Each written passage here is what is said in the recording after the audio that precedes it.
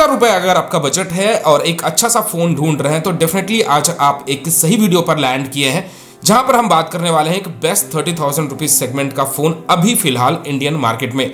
जी हम बात करने वाले हैं यहाँ पर iQOO Neo 6 को लेकर के। तो iQOO Neo 6 के साथ मेरा एक्सपीरियंस अभी तक फिलहाल कैसा रहा है और इसके अंदर अभी FunTouch OS 13 एंड्रॉइड 13 बेस्ड और हाल ही में अभी बीटा के अंदर मुझे एक और नया अपडेट पुश हुआ है जो कि है नवंबर का सिक्योरिटी पैच। तो सबसे पहले आप सभी का स्वागत करना चाहूंगा इस वीडियो में, और चैनल पे नए दोस्तों तो चैनल को सब्सक्राइब करके और नोटिफिकेशंस पे जरूर क्लिक कर ले अगर आपको वीडियो या फिर कंटेंट कहीं पर भी अच्छा लगता है। तो अब बात कर लेते हैं iQOO Neo 6 को लेकर के। तो यहाँ अभी मैं बता दूं कि पहली चीज सॉफ्टवेयर अपडेट की अगर हम बात करें तो iQOO यहाँ पर प्रॉमिसिंग दिख रहा है कि आपको software updates time to time दे रहा है। एंड्रॉइड 13 बहुत सारे हैंडसेट्स और ब्रांड्स अभी भी स्ट्रगल कर रही है, लेकिन iQOO ने यहाँ पर इसे कर दिखाया है। मेजॉरिटी ऑफ द हैंडसेट्स के अंदर बीटा अपडेट्स ऑलरेडी चल रहे हैं और बहुत सारे में स्टेबल वर्जन्स भी आने लगे हैं।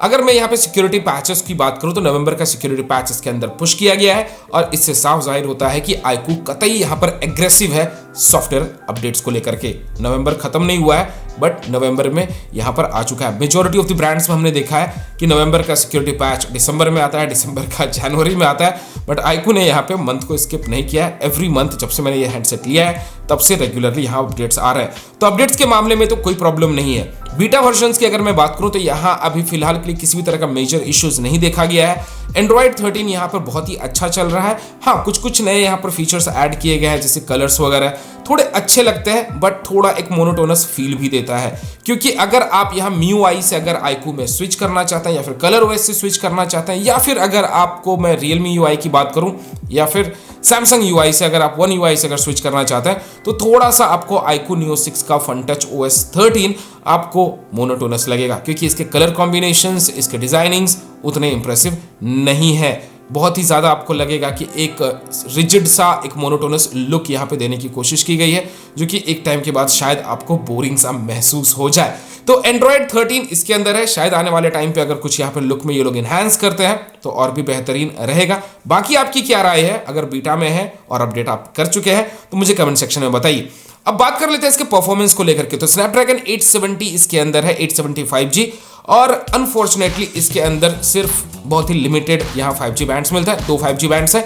अब उसके हिसाब से अगर मैं पहले प्रोसेसर को देखूं तो स्नैपड्रैगन 875G यहाँ पर किसी भी तरह का आपको निराशा नहीं करेगा कि भाई यहाँ परफॉर्मेंस में कहीं कॉम्प्रोमाइज हो गया है, या फिर एंड्रॉइड 13 के बाद में बोलूंगा कि it is well optimised processor. यहाँ पर कतई आपको बहुत ही बेहतरीन रिजल्ट्स देने वाला है, किसी भी तरह की दिक्कत नहीं होगी। मेरे फोन में यहाँ पर एयरटेल का 5G है, और अहमदाबाद अगर गुजरात की मैं बात करूँ तो यहाँ जिस शहर में मैं रहता हूँ एयरटेल ने यहाँ पर 5G टेस्टिंग शुरू कर दी है, और मेरे हैंडसेट में यहाँ 2 बैंड्स हैं, ये 5G हैंडसेट है और एयरटेल का 5G इसके अंदर चल रहा है। तो मैं ये तो आपको बोल सकता हूँ कि इसके अंदर आप जियो लगाओ चाहे एयरटेल लगाओ, दोनों ही 5G यहाँ पर चलेगा, किसी भी तरह की प्रॉब्लम नहीं होगी। मैंने जियो भी इसके ऊपर टेस्ट किया हुआ है। अगर आपको एक इंडिपेंडेंट एक डेडिकेटेड वीडियो चाहिए तो मैं अलग से कवर कर सकता हूँ, बट फिलहाल के लिए अभी जो मैंने यहाँ पे चेक किया है एयरटेल 5G यहाँ पर अच्छे से चल रहा है, किसी भी तरह की प्रॉब्लम नहीं आ रही है। And looking at the processor, Snapdragon 875G बेहतरीन यहाँ पर परफॉर्मेंस आपको ला करके देने वाला है। अब बात कर लेते हैं बैटरी को लेकर के। तो इसके अंदर 4700 mAh की बैटरी है, 80 वॉट का चार्जर है।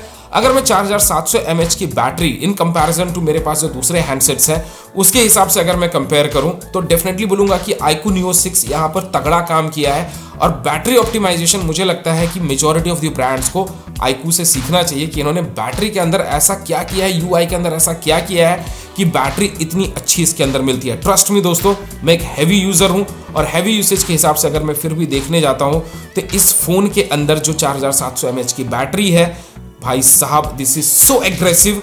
मतलब एक्सेस यूज करने पर भी मुझे 2 दिन का बैटरी बैकअप यहाँ आराम से मिलता है, किसी भी तरह की प्रॉब्लम नहीं होती। तो बैटरी बोलूंगा कि भाई बहुत ही तगड़ा इसका बैकअप है, और डेफिनेटली अगर आप यहाँ पर हैवी यूजर हैं तो बैटरी तो आपको निराश नहीं करेगा। और साथ ही यहाँ जो 80 वॉट का चार्जर है वो भी जबरदस्त इसे सुपर्ब तरीके से चार्ज करता है, मतलब सुपर क्विक चार्ज भी होता है, और आपको यहाँ पर परफॉर्मेंस बैटरी जो आपको आउटपुट देगा वो भी बहुत ही तगड़ा यहाँ पे मिलने वाला है। 2 दिन तो एकदम जबरदस्त मक्खन के जैसा चलता है, कोई भी दिक्कत वाली बात नहीं है। बैटरी में एकदम थम्स अप मैं बोलूंगा। अब बात कर लेते हैं इसके मोस्ट इंपॉर्टेंट चीज, वो है कैमरा। कैमरा इसके अंदर है 64 मेगापिक्सल का कॉम्बिनेशन है, 64 + 8 + 2।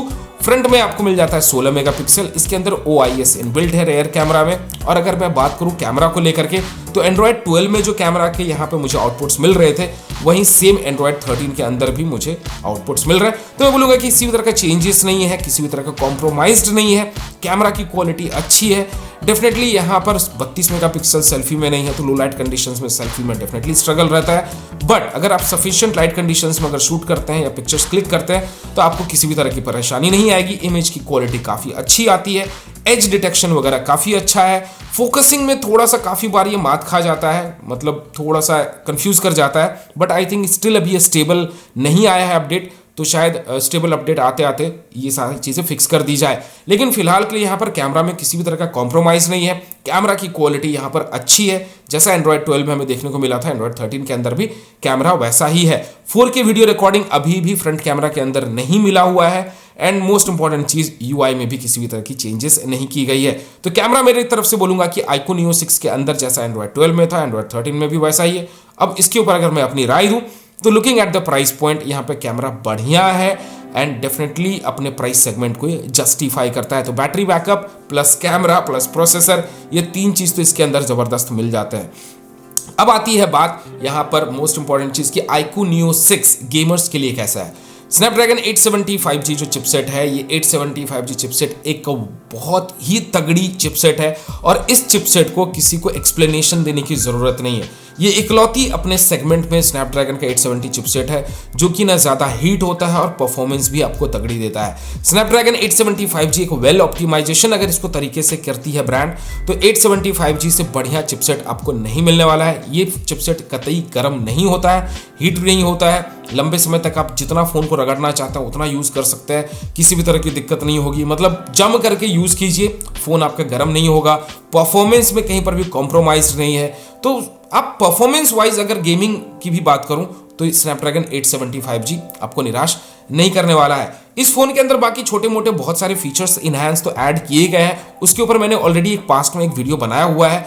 एंड्रॉयड 13 यहाँ पर मुझे लगता है कहीं ना कहीं यूजर एक्सपीरियंस को और बेहतरीन करने के लिए iQOO को यहाँ थोड़ा सा कस्टमाइजेशन और डिजाइन पे ध्यान देना होगा। अगर आप Realme UI देखो 4.0 जो आने वाला है, साथ ही ColorOS 13 को देखो, Oxygen OS को देखो, One UI को देखो, MIUI को देखो, आप कहीं ना कहीं मुझे लगता है कि पहले वाला जो FunTouch OS का जो लुक था वो ज़्यादा बेटर था, एटलीस्ट बेटर था लुक वाइज। वो लुक अगर वापस से आ जाता है और जो ऑप्टिमाइजेशन अभी फिलहाल के लिए जो यहाँ एंड्रॉयड 13 के अंदर मिलता है, ये ऑप्टिमाइजेशन और वो पुराना वाला लुक में थोड़ी सी एनहांसमेंट अगर किए जाए या फिर ये एग्जिस्टिंग को अगर चेंजेस कर दिए जाए, तो I think UI will be one of the best. आंखों को प्लेसेंट नहीं लगता, एक सर्टेन टाइम के बाद यू विल फील इरिटेटिंग, ये चीज़ मुझे इसका ड्रॉबैक लगा है। फ़ोन काफ़ी ज़्यादा स्लिम है, इन हैंड फील वगैरह काफ़ी बढ़िया है। यहाँ अगर मैं फिंगरप्रिंट स्कैनर की बात करूँ तो काफ़ी ज़्यादा क्विक है, मतलब फटाफट रिस्पॉन्ड करता है। ऑलवेज ऑन डिस्प्ले के अंदर ज़्यादा कस्टमाइजेशंस नहीं दिए गए हैं, बट लिमिटेड कस्टमाइजेशंस के हिसाब से भी देखने जाऊँ तो ठीक ठाक कस्टमाइजेशंस मिल जाता है। फिंगरप्रिंट स्कैनर यहाँ पे सुपर्ब काम करता है। और बात कर लेते हैं डिस्प्ले इज़ रियली ग्रेट। यहाँ पर अगर थोड़े बहुत आप ट्वीक्स कर देते हैं सेटिंग्स के अंदर जाकर के डिस्प्ले में, थोड़ा बहुत यहाँ पे चेंजेस कर देते हैं, थोड़ा ट्यूनिंग कर देते हैं कलर्स वगैरह कंट्रास्ट को, तो यहाँ पर और भी डिस्प्ले निखर जाता है। तो मैं बोलूँगा कि डिस्प्ले की भी क्वालिटी काफ़ी अच्छी है। तो ओवरऑल मेरा एक्सपीरियंस iQOO Neo 6 के साथ till now with Android 13 beta, ये स्टेबल नहीं आया, स्टेबल आएगा तो फिर हम इसके ऊपर कवरेज देंगे आपको। तो बीटा के हिसाब से 30,000 रुपीज़ के हिसाब से अगर मैं देखने जाता हूं तो मुझे नहीं लगता है कि iQOO Neo 6 से बेहतर निकल करके कोई और हैंडसेट फिलहाल अभी इंडियन मार्केट में अवेलेबल है। आप क्या सोचते हैं, आपकी क्या राय है iQOO Neo 6 को लेकर के, मुझे कमेंट सेक्शन में जरूर बताइएगा। वीडियो अगर पसंद आया तो वीडियो को लाइक कर दीजिए, शेयर कर दीजिए और चैनल पर नए बिना सब्सक्राइब किए मत जाइएगा। मिलते अगले वीडियो में, तब तक ऐसे प्यार देते रहिए और बोलते रहिए। जय हिंद, वंदे मातरम।